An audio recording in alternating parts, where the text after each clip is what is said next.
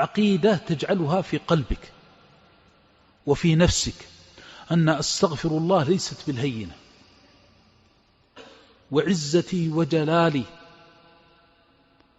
ويقول الشيطان ما زال أغويهم ما دامت أرواحهم في أجسادهم، وقال وعزتي وجلالي لأغفرن لهم ما استغفروني. أستغفر الله ليست بالهينة. أستغفر الله لو قالها العبد صادقا تمحو عنه الشرك الأكبر، الشرك الذي ليس بعده ذنب. إذا قال أستغفر الله فإن الله يغفر، إن الله يغفر الذنوب جميعا. أين الخلل؟ الخلل أن الإنسان يقول أستغفر الله وهو لا يدري ما معنى أستغفر الله. أستغفر الله ويحس أن الذنب كبير، أستغفر الله ويحس أن الله عظيم أنه كيف أذنب وكذا، لكنه ليس استشعارا بأن الله يغفر، لا، يعظم الذنب. هذا من الشيطان.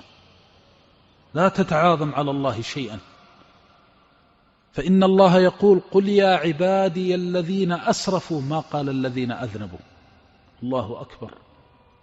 أسرفوا على أنفسهم لا تقنطوا من رحمة الله، إن الله، من قال هذا هو أصدق القائلين، ومن قال هذا هو أرحم الراحمين، ومن قال هذا هو خير الغافرين سبحانه وتعالى. إن الله يغفر الذنوب جميعا، جميعا من الله ما تركت شيئا. كلمة أستغفر الله كلمة عظيمة تنهد بها ذنوب العمر كله. لو أن عبدا عاش حياته كلها في صغره وكبره وشبابه ومشيبه وهو يتعفر ويتمرغ في معاصي الله وحدود الله وكبائر الذنوب، ثم وقف في آخر عمره صادقا قبل أن يغرر فقال صادقا من قلبه أستغفر الله من تلك الذنوب كلها، لغفرها الله ولم يبالي،